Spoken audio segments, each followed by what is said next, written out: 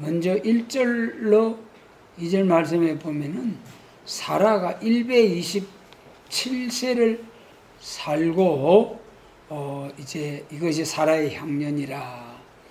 참 그 사라가 127세를 살면서 저 멀리 갈대아 우리에서 또 저 하란으로 올라갔다가 또 가나안으로 저 아브라함과 같이 동행하면서 참 힘든 세월을 살았지요. 여러분, 사라의 그 삶이 그 가나안에 내려와 가지고 내가 지시할 땅으로 가라, 내가 복을 줄게 그랬는데 그 땅 가나안에 들어와서 살다 보니까 기근을 만나서 애굽에 내려가서 그 참 그런 수모를 당할 뻔하기도 하고요. 또 그 보면은 16장에서는 그 아들을 주시고 내 자손을 통해 천하 만민이 복받는다고 하셨지만은 세월이 가도 약속의 말씀을 주신 15년, 16년이 지나도 자식이 없어요. 그래서 종 하갈을 통해서 이제 자식을 얻고자 하는 그런 마음에서 하갈을 통해서 그 가정에 참 아들을 얻었지만은 그 아들 때문에 하갈이 또 얼마나 속을 썩였습니까? 잉태했을 때 하갈이 그 사라를 무시함으로 막 쫓아내버려. 그러니까 도무지 그 박해를 견딜 수가 없어서 하갈이 도망갔잖아요. 그러니까 내 주인의 수하로 도로 들어가거라. 그래가지고 세월이 지나서 아들을 낳았는데 100세가 돼서 이제 사라에게 이삭이 나잖아요. 돌 때쯤, 젖을 뗄 때쯤 돼서 이제 그 이스마일이 그 조그마한 이스마일이 그때는 한 16, 17세 됐겠죠. 그래가지고 그 조그마한 동생이 낳는데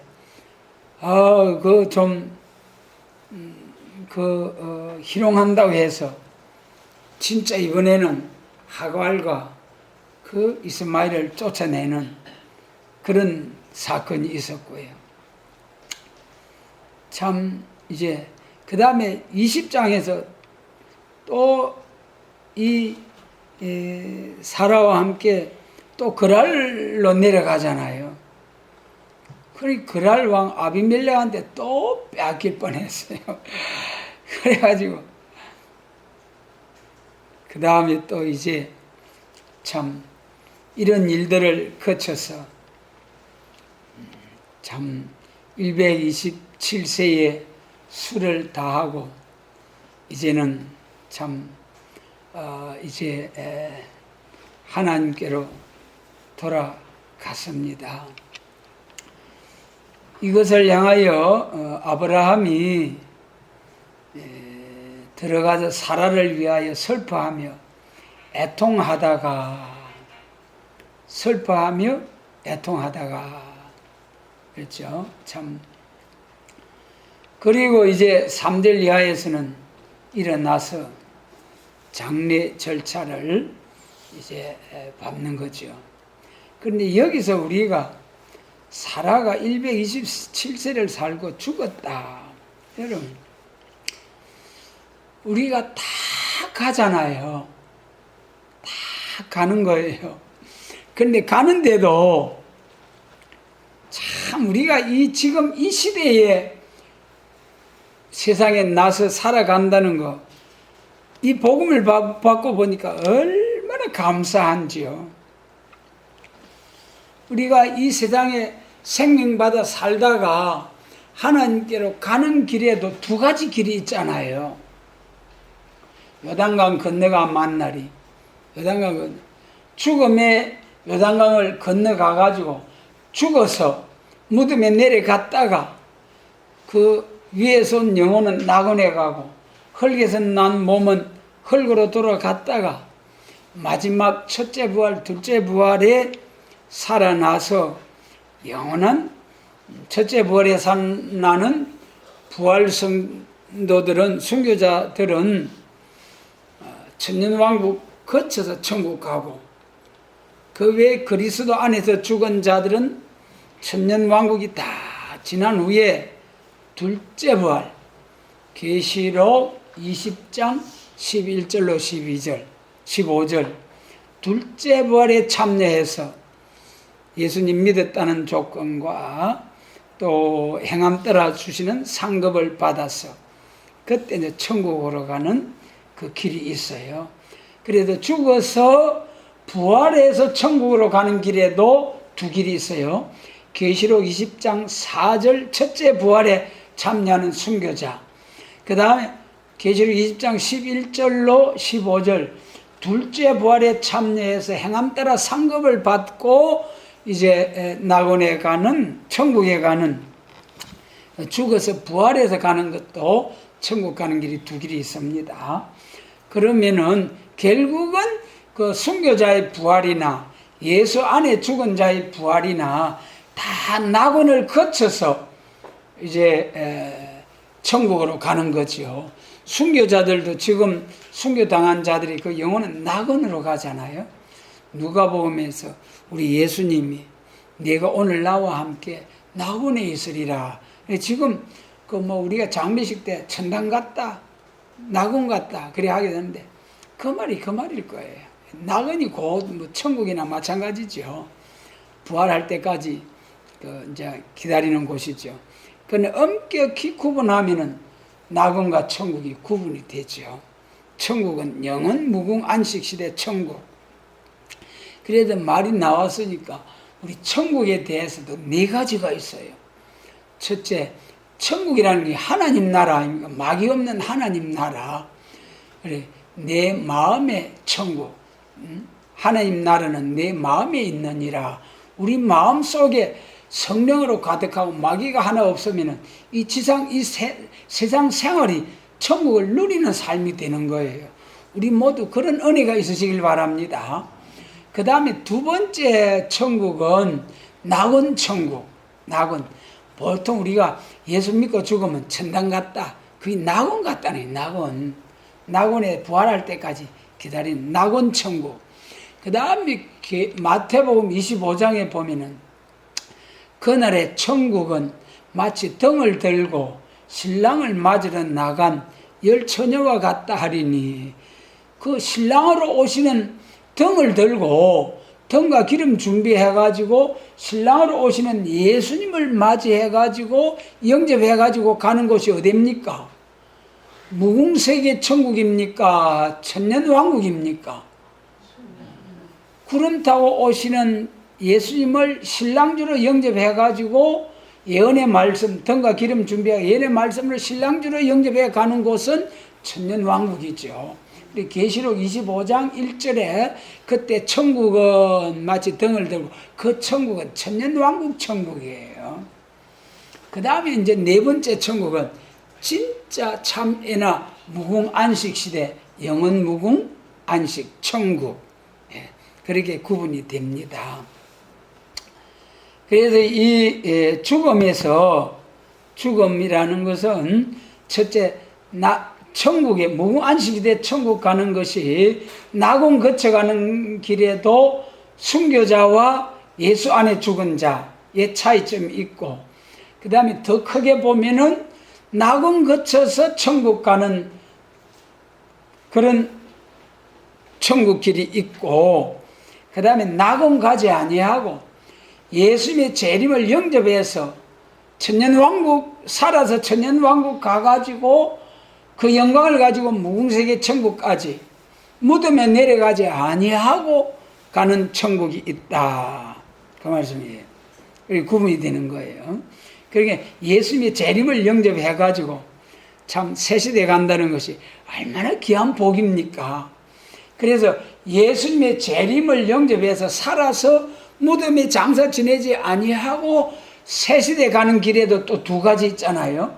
계시록 7장 2절로 8절에서 하나님의 입맞은 종으로서 계시록 11장과 같이 1260일 예언하고 들림받았다가 지상 강림해서 예수님과 함께 천년왕국에서 그리스도를 예수님을 만왕의 왕으로 모시고 분봉왕으로 살다가 천국 가는 길, 그 다음에 이 하나님이 입맞은 종들이 나와가지고 계시록 7장 9절 이하와 같이 그들의 전도를 받고 입맞은 종 14만 4천의 전도를 받고 셀 수 없는 큰 무리들이 나와가지고 그 사람들은 어린 양의 피에 옷만 씻어가지고 회개만 해가지고 새 시대 가는 거예요. 그렇기 때문에 뭐 행함이 없어도 순종했다는 조건으로 회개만 하고 살아서 새 시대 예비처 후 3년 반 1260일 보호와 양육을 받았다가 밀실과 신육지에서 아마겟돈 전쟁 때 보호받았다가 끝나고 나서 새 시대 종족으로서 자기를 전도한 자들을 왕으로 섬기면서 1000년 동안 살다가 그 사람들은 무궁세계에 가게 되죠. 그래서 우리 사람이 천국에 가는 길이 죽어서 가는 길도 두 가지, 살아서 가는 길도 두 가지, 더 크게 말하면 죽어서 가는 길, 살아서 가는 길, 이렇게 구분이 된다. 그것도 기한이죠. 그래서 여기 이제 아브라함도 참 사라를 위해서 슬퍼하고 애통하다가 딱 일어나서 장례 절차를 준비하죠. 그런데 말이죠, 이 사람이 딱 호흡이 끝나고 숨이 끝나고 나면은 뭐 슬퍼할 필요가 없잖아요. 우리 그리스도인들은 다윗도 그러잖아요. 그 바세바를 통해 난 아들이 그 아들이 막 고통스러워 할 때는 금식도 하고 슬퍼하기도 하고 그랬는데 딱 죽고 나니까 딱 들고 일어나서 딱 왕으로서의 그 업무를 받잖아요. 그것이 우리 그리스도인의 죽은 자와 산 자의 관계입니다. 그런데 여기서 제가 죽음의 그 일본의 의사이자 장로인 사람이 장로님으로서 50여 년의 병원 의사로서 생활하고 병원 원장도 하시고 그런 의사로서 장로님이신 분이 쭉 관찰을 해보면서 사람이 임종할 때의 모습을 쭉 병원 생활하면서 지켜보니까 사람이 운명하실 때 꼭 4가지 모습들이 나타나더라는 거예요. 예. 그래서 여러분, 우리들은 어떠한 모습으로 마지막을 맞이할까 생각들을 해보시기 바랍니다. 제일 먼저는 보통 사람들이 임종할 때 모습, 보통 사람들이 그런 사람들은 막 의사 선생님 옷자락을 붙잡고 환자도 아이고 선생님 내 재산 절반이라도 줄 테니까 조금이라도 더 살게 해주이소, 조금이라도 좀 더 살게 해주이소, 그렇게 하고 가족들도 막 아이고 울고불면서 우리 아버지 어머니 조금 더 살 수 없는 길이 없습니까? 그러면서 막 그리 애타하는 그런 가족들, 그런 사람들.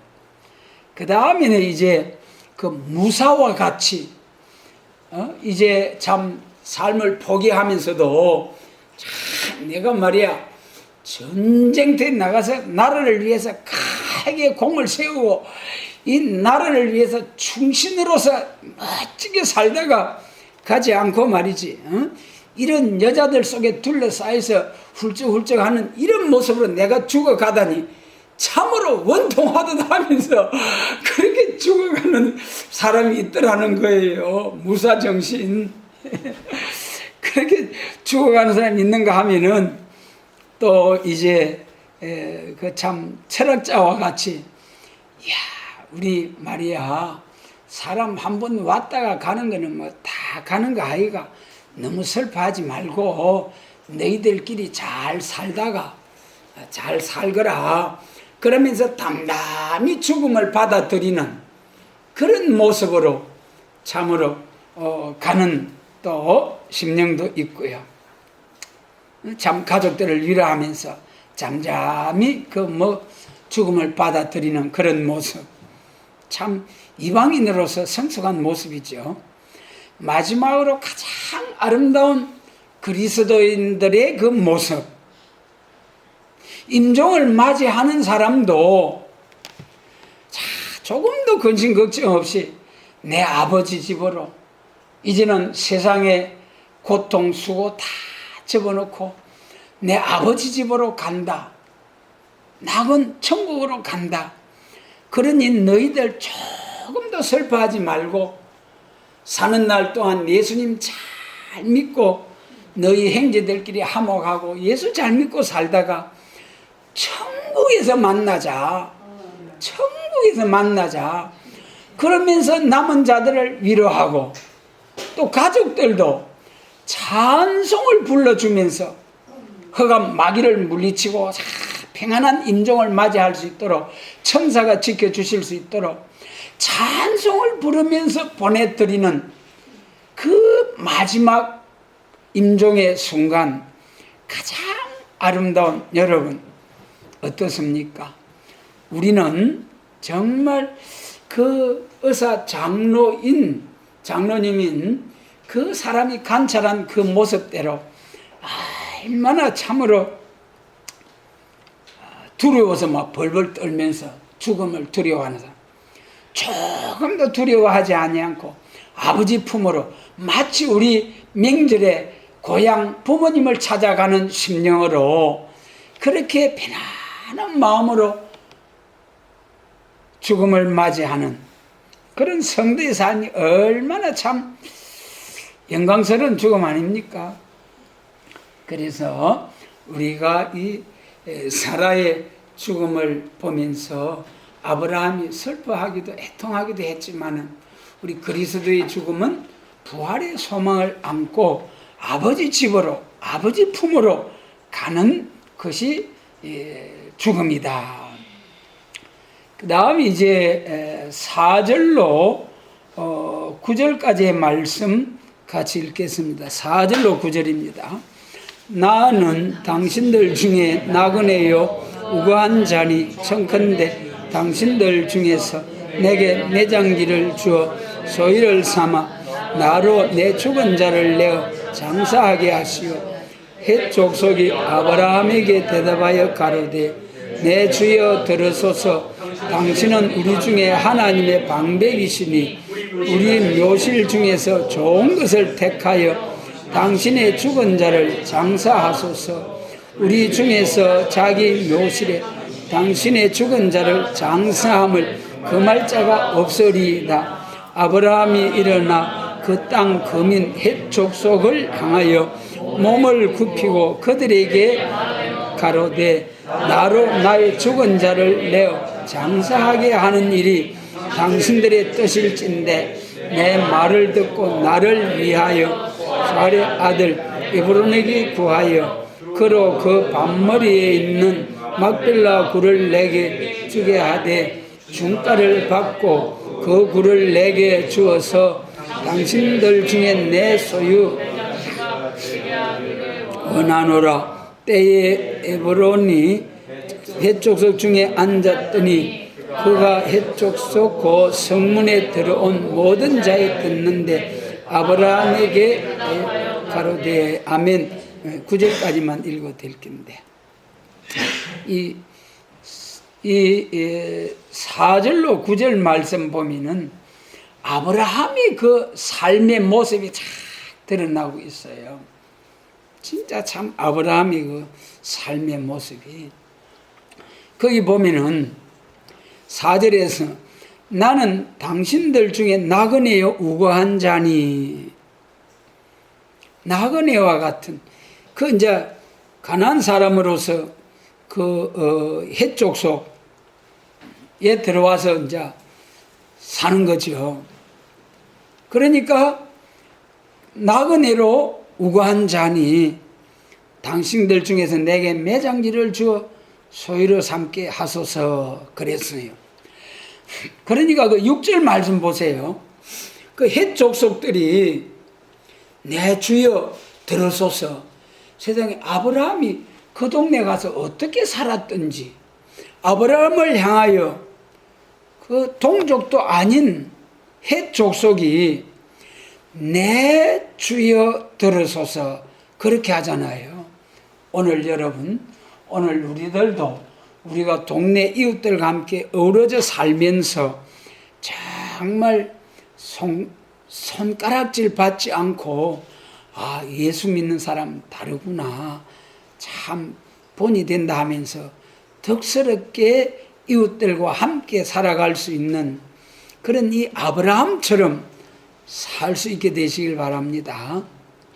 그래서 내 주여 들으소서. 당신은 우리 중에 하나님의 방백이시니 우리 묘실 중에 좋은 것을 택하여 당신의 죽은 자를 장사하소서. 우리 중에서 자기 묘실에 당신의 죽은 자 장사함을 금할 자가 없으리이다. 얼마나 여러분, 여기 우리 이제 족속들 중에 당신이 어느 묘실을 택하든지 금할 자가 없을 터이니 원하는 대로 하소서 그랬어요. 그때 아브라함의 모습 우리 또 한번 7절에 보면은 아브라함이 일어나 그 땅 거민 헷 족속을 향하여 몸을 굽히고 그랬어요. 몸을 굽히고. 참 여기 서로 이 존중하는 그런 모습. 이 헷 족속들은 당신은 우리 중에 하나님의 방백이시다, 내 주여 하면서 이렇게 아브라함에 대해서 존경하고, 또 아브라함은 그러한 헷 족속들을 향하여 몸을 굽히고. 오늘 여러분, 우리 타락한 인간들, 타락한 인간의 심성은 조금 하나님이 높여주시고 또 조금 사람들이 막 박수 쳐주고 하면은 그저 교만해가지고 목에 기부스를 한다 하더라고요. 누가 목이 기부스하고 허리가 뻣뻣해지고 굽힐 줄을 모르는 그런 삶이 되는데, 여기 아브라함은 몸을 굽히고 또 뭐라고 합니까? 9절에서는 그 막빌라 굴을 내게 주게 하되 중가를 받고 그 굴을 내게 주어. 이 중가를 받고, 우리 예수님도 은 30에 팔렸잖아요. 그러니까 이 중가라는 것은 넉넉히 그 대가를 지불한다는 거예요. 이 타락한 우리 인간의 그 심성은 그저 가지시오 하면은 감사합니다 그렇고 말고, 내가 너 대장인데 그리 해야지 그렇고 말고, 그러면서 날름 받아서 삼킬 낀데, 아브라함은 절대로 아이고 아닙니다요. 넉넉히 내가 대가를 지불할 테니까 가격을 반드시 바꿔서, 그리고 장사를 하게 해 주소서 그랬잖아요. 여러분, 참으로 우리나라 속담은 공짜로 하면 뭐라 합니까? 양장을도 삼킨다고 하는데, 여러분, 아브라함의 모습에서 다윗 왕도 그랬죠. 다윗 왕도 법궤를 인구조사하다가 하나님 앞에 혼이 나고, 그래서 하나님 앞에 제사를 드리소서, 아리우나의 타작마당에 가서 제사를 하려고 하는 거예요. 여기서 거기가 나중에 예루살렘 성전이 들어서는 것이죠. 거기 가서 다윗이 제사하려고 하니까 아리우나가 아이고 왕이 아닙니다. 여기 제사할 나무도 마차 이거 나무도 드릴 테니고 이 짐승도 드리고 땅도 드리고 막 다 드릴 테니까 공짜로 여기서 왕이여 마음껏 다 취하여서 드리소서 그런 거예요. 그때 다윗 왕이 말이죠. 거기 9절 중가를 받고 거기다가 그 역대상 21장 24절로 25절 사무엘하 24장 24절 이사 같은 내용이에요. 다윗 왕이 오르나에게 이르되 그렇지 아니하다. 내가 결단코 상당한 값으로 사리라. 내가 여호와께 드리려고 내 물건을 취하지 아니하겠고 값 없이는 번제를 드리지도 아니하리라 하고 그래가지고 다 가게를 쳐주고 다윗 왕도 거기서 하나님 앞에 제사를 드렸어요. 아브라함하고 똑같이. 그래서 참 거기 서로 주거니 받거니 하면서 에브론이 그게 그냥 가지시오. 그냥. 그래도 끝까지 아브라함은 대가를 지불하고 그것을 이제 매장지로 삼았죠.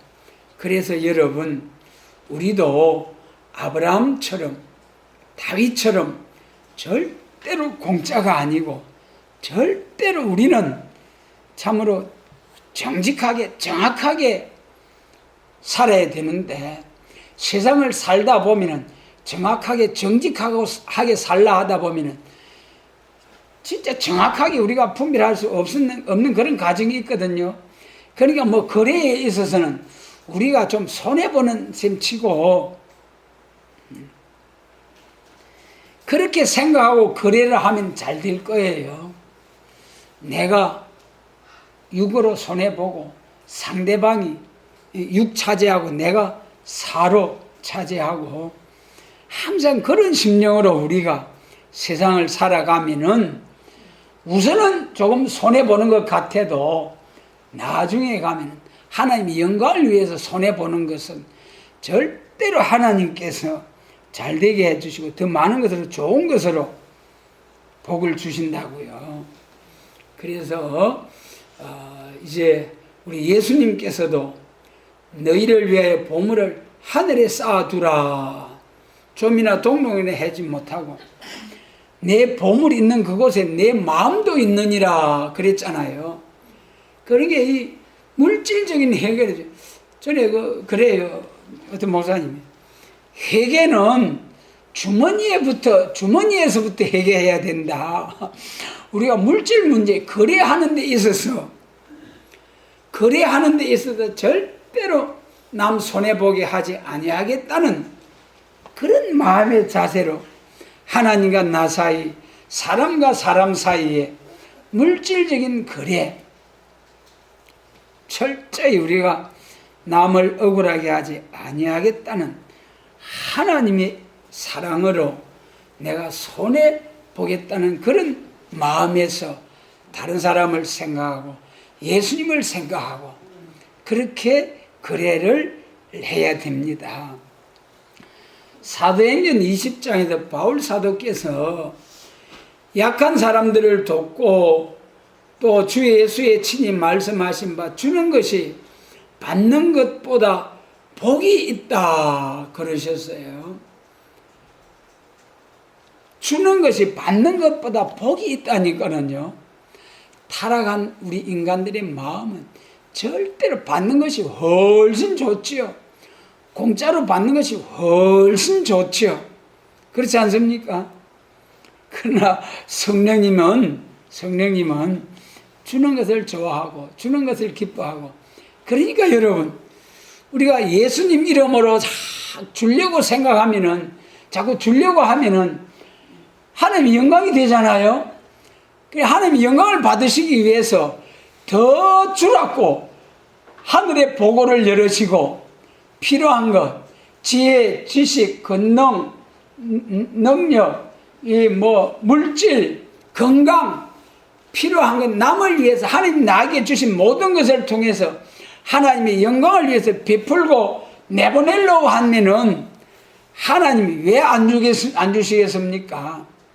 하나님이 안 주시고 하늘문이 닫혀지는 것은 하나님의 영광을 위해서 쓰려고 하지 아니하고 자신을 위해서 쓰려고 하니까 하나님께서 하늘문이 닫혀지고 불어버리고 그러는 거예요.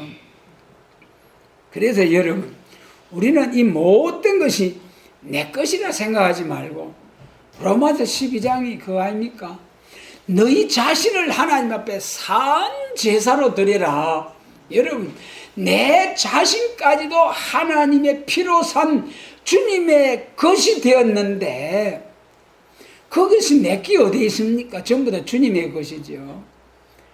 우리 평소에 그런 마음의 자세로 살 수 있게 되시길 바랍니다. 그렇게 살아야 돼요. 그렇게 하나님의 말씀대로 온전히 주님을 주인으로 인정하고 주님을 주인으로 모시고 살면은 들어가도 복 나가도 복 하는 일마다 때마다 그것이 신명기 몇 장입니까? 28장이잖아요. 1절로 14절 15절부터는 막 저주가 쏟아지는데 그 이후에 막 수십 절 여러 배 저주에 대해서 쫙 말씀하셨어요. 그러니까 여러분, 우리가 복을 받을 수 있는 믿음 생활, 또 물질적인 축복도 신명기 8장에서 말이죠. 재물 얻는 능력을 하나님이 사람에게 주셨느니라. 그러니까 여러분, 우리가 하나하나 생각하면은 하나님 앞에 교만할 게 하나도 없는 거예요. 전부 다 진짜 겸손해야 돼요. 하나님 앞에서. 그 다음에 이제 그래 여기서 참 우리가 아브라함의 겸손, 그 헷 사람들은 아브라함을 아이고 당신은 우리의 하나님의 방백입니다. 당신이 원하는 대로 아무데나 해도 아무도 말할 사람 없고 다 가지 필요한데 가지소서. 그럼에도 불구하고 허리를 굽히고 허리를 뻣뻣하게 고개를 빳빳하게 하지 아니하고 그 사람들 앞에 몸을 굽히고 그리고 넉넉하게 내가 지불하겠습니다. 그래가 뭐 주거니 받거니 대화하다가 결국은 이제 대가를 지불하고 그 매장지를 소유로 자기의 소유로 이제 정했죠. 그 다음에 이제 19절 말씀부터 19절로 20절 말씀 같이 읽겠습니다. 19절로 20절입니다. 그 후에 아브라함이 그 아내 사라를 가나안 땅 마므레 앞 막빌라 밭 굴에 장사하였더라. 마므라는 곧 헤브론이라. 이와 같이 그 밭과 속의 굴을 헷 족속이 아브라함 소유 매장지로 정하였더라. 아멘. 여기 매장지로 정하였더라. 우리가 이 장사 지낼 때에 매장이 있고 화장이 있죠. 요즘 화장을 많이 하잖아요. 매장이나 화장이나 뭐 화장에 땅에 아무도 주셨다고 하나님이 부활시키지 못할 그런 하나님은 아니시잖아요. 전능하신 하나님이시기 때문에 부활이나 매장이나 다 하나님이 부활해서 하나님 나라 가게 하시죠.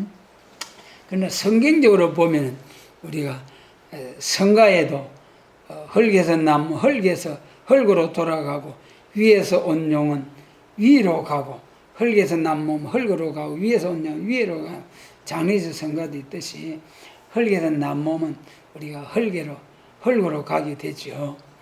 그래서 여기 이제 아브라함이 이 헤브론이라 했죠. 여기다가 이제 매장지로 정하고 결국 여기다가 이제 창세기 49장에서 요셉이 상지사주 9장 그거지. 요셉이 아니 야곱이 임종할 때에 그때 이제 자기 자녀들이 아들들에게 부탁하잖아요. 내가 죽거들랑 이 애굽에 장사하지 말고 49장 30절로 31절 보면은 저 헤브론에 막빌라 굴이 있는데 나를 거기다가 장사하도록 해라. 아브라함과 그 아내 사라가 거기 장사되었고 이삭과 그 아내 리브가도 거기 장사되었으며 나도 레아를 거기에 그곳에 장사하였노라 그랬어요. 여기서도 이제 우리가 레아를 그곳에 장사했다. 라헬은 거기에 선영에 들어가지 않았어요. 라헬은 그 모두 이제 참 아이 베냐민을 낳다가 그 참 운명하게 될 때 그곳에 그냥 묻었죠. 그런데 이 아브라함, 이삭, 야곱 손자까지 그 헤브론에 묻어달라 그렇게 이제 부탁을 하고 죽습니다. 야곱이.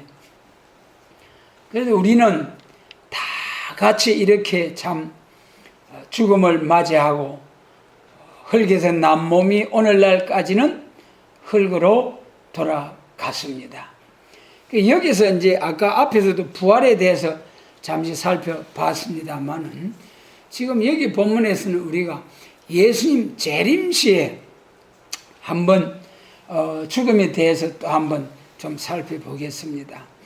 히브리서 9장 27절에서는 한번 죽는 것은 사람에게 정한 것이요 그 후에는 심판이 있으리니 그랬잖아요. 한번 죽는 것은 사람에게 정한 것이요. 그런데 세일교회 너는 왜 안 죽는다 하느냐 그래서요. 그러면 여러분 뭐라고 대답하겠습니까? 사람에게 한번 죽는 것은 사람에게 정한 것이요. 그러면 우리가 다 죽는다 했는데 아이고 어찌 안 죽는단 말이고 할 말이 없잖아요. 그때는 요한복음 11장 나사로의 죽음 앞에서 마르다와 그 마리아와의 대화 속에서 내 오라비가 살리라. 그러니까 마르다와 마리아가 뭐라 했습니까? 아이고 맞습니다. 선생님 내 오라비가 마지막 날 부활에는 살 줄 믿습니다. 그러니까 예수님이 아니다. 지금 산다. 그러니까 그러면서 예수님이 하시는 말씀이 나를 믿는 자는 죽어도 살고 다 같이 한번 하겠습니다. 살아서 믿는 자는 영원히 죽지 아니하리라. 할렐루야. 아멘입니까? 예. 마태복음 24장에서도 우리 예수님께서도 쭉 말세 그 징조를 말씀하시면서 이 어려운 마지막 환난을 그 환난날을 감하지 아니하면은 육체가 구원받을 자가 없으리라. 그래가지고 거기서도 육체 구원을 말씀하셨어요. 육체 구원. 마태복음 24장. 그 다음에 또 우리 이 예언의 말씀을 믿는 성도로서 이사야서에서 말씀하신 이사야 몇 장입니까? 25장. 25장. 산에서부터 골수가 가득한 맑은 오래 저장한 맑은 포도주로 잔치를 베푸는데 가려진 맨밥과 휘장을 싹 쥐해서 사망을 영원히 멸하겠다. 할렐루야. 여러분 사망을 영원히 멸한다는 그게 이사야 25장 6절로 8절이죠. 여러분 얼마나 감사해요. 그래서 처음에 이방인들이 예수 믿을 때는 에베소서 1장에서 지혜와 계시의 영을 주사 하나님을 알게 하셔서 예수께서 하나님의 아들 되심과 그를 믿음으로 구원을 얻되 그 구원은 영혼 구원이죠. 오늘날 그 예수 믿은 사람들이 전부 다 몸은 흙으로 돌아갔잖아요. 물론 나중 부활 때에 영체로서 육체 구원도 받습니다. 영체로서 몸의 구원도 받는 거죠. 그때 가서. 그런데 예수 믿어도 육체가 지금은 다 죽었잖아요. 그런데 예수님 재림하실 때는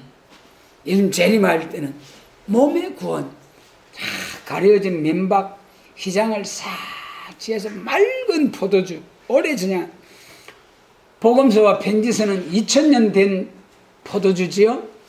그러나 이제 선지서와 계시록, 선지서는 2700년 된 더 오래 저장한 맑은 포도주.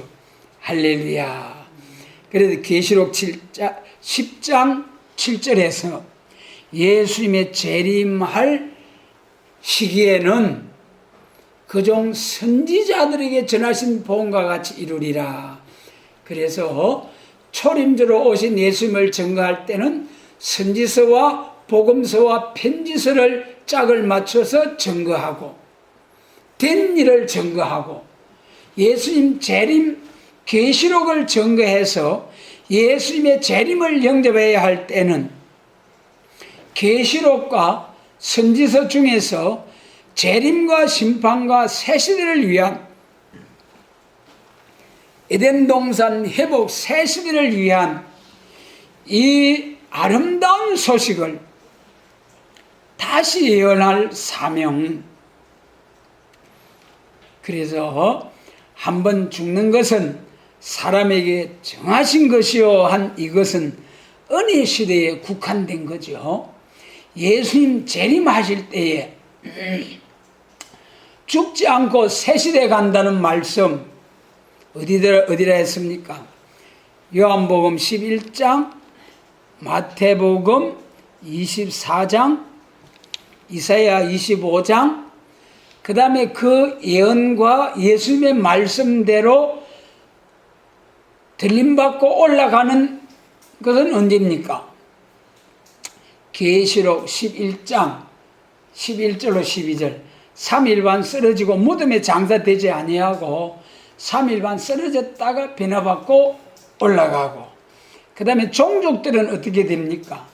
계시록 12장에서 들림받는 자들이 12장 5절에서 들림받고 나니까 12장 6절에서 후 3년 반 1260일 보호와 양육을 받았다가 그 다음에 예수님과 함께 지상 강림할 때 백마탄 군대들이 지상 강림할 때 그때 이사야 26장 밀실과 스바냐 2장 16지에서 딱 보호와 양육을 받아서 아마겟돈 전쟁 때에 보호와 양육을 받아서 불타지 아니하고 그리고 남은 자가 되어서 천년왕국 살아서 천년왕국 할렐루야. 참 여러분 저는요 이 예언의 말씀 종말의 말씀이 얼마나 감사한지요.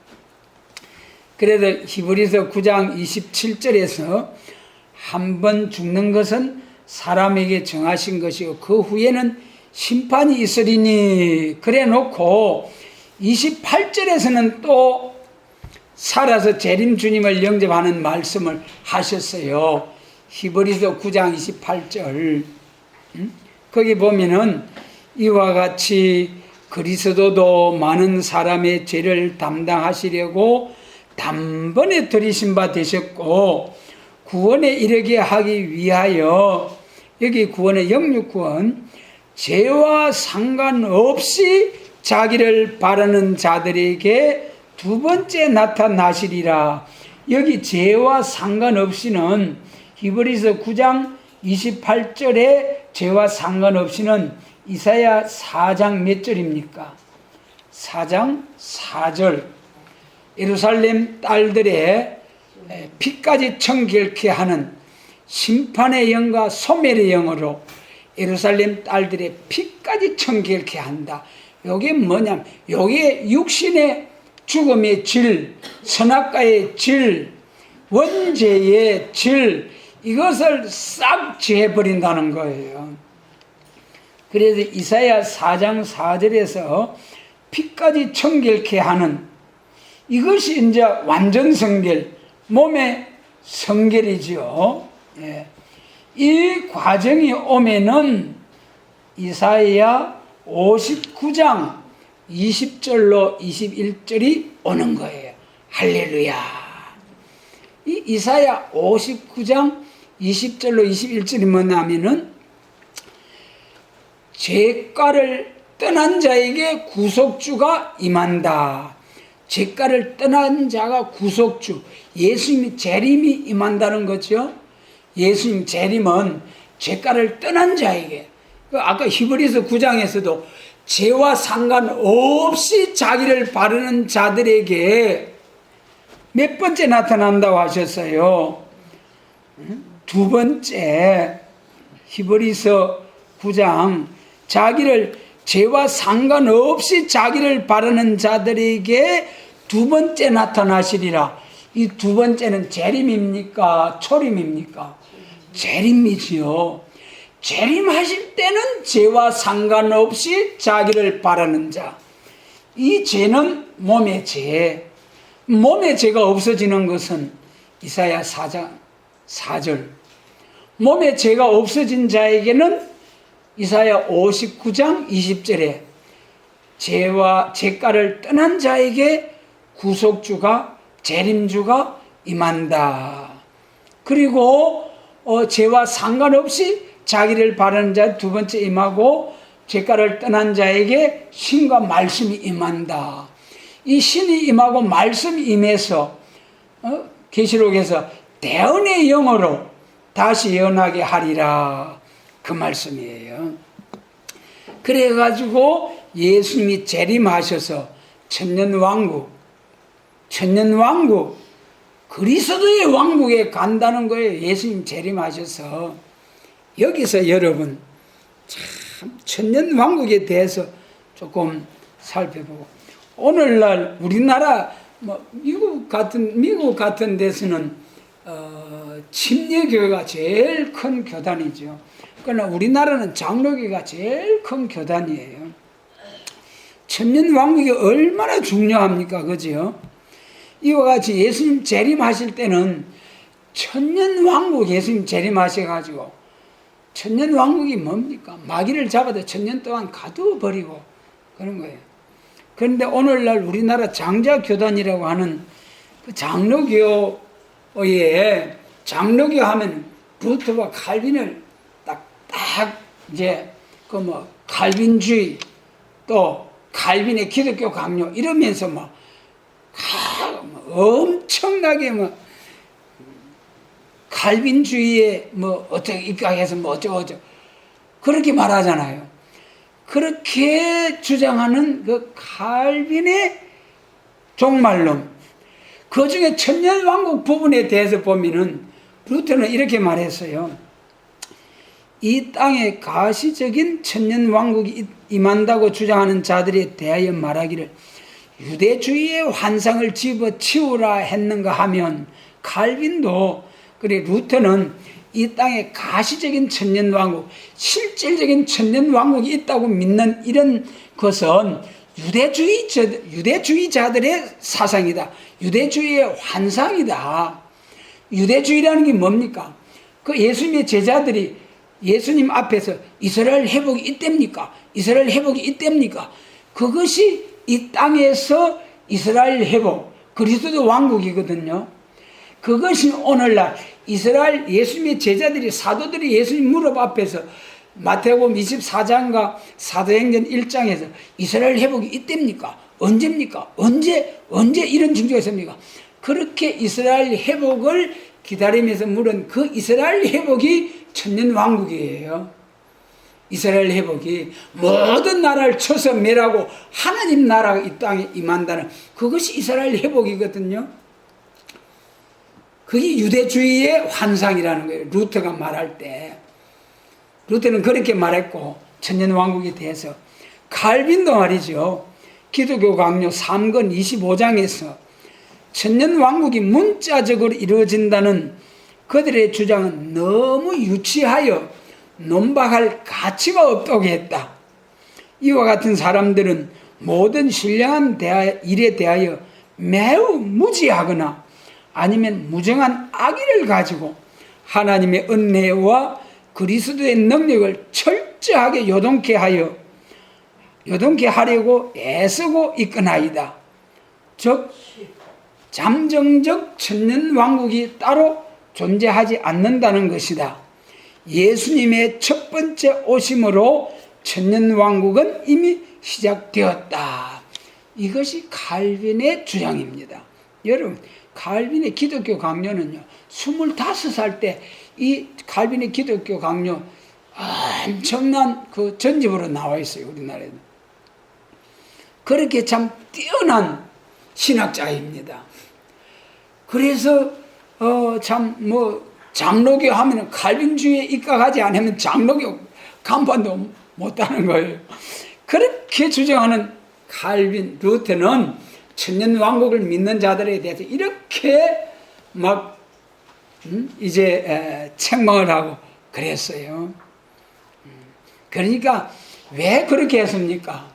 사명의 차이점이죠. 그렇게 해도 그것은 죄가 안 돼요.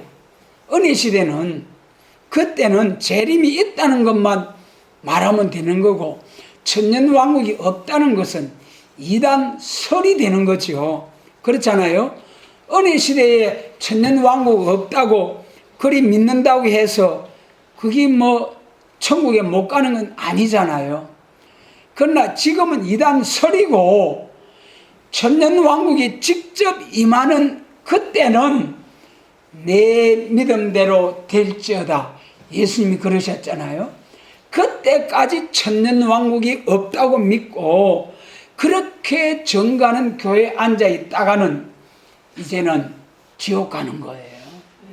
그때까지 13년 반 딱 하늘 점거하고 그 다음에 후 3년 반에 완전히 하늘 문이 닫혀져 버릴 때에 아모스 9장처럼 땅 이 끝에서 저 끝까지 동남 동녀가 하나님의 말씀을 구하여 당을려 왕래하여도 얻는다고 했어요? 얻지 못한다고 했어요? 그날에 얻지 못하리라. 그게 후 3년 반이에요. 전 3년 반에는 바벨교회에 있다 촛대교로 하늘문이 닫혀진 교회에 있다가 하늘문이 열려진 입맞은 종이 인도하는 교회로 살짝 넘어와 버리면은 할렐루야 되는 거예요. 그럼 후 3년 반에는 길이 없어요. 방법이 없어요. 거기서는 660 표받고 짐승의 우상에 경배하다가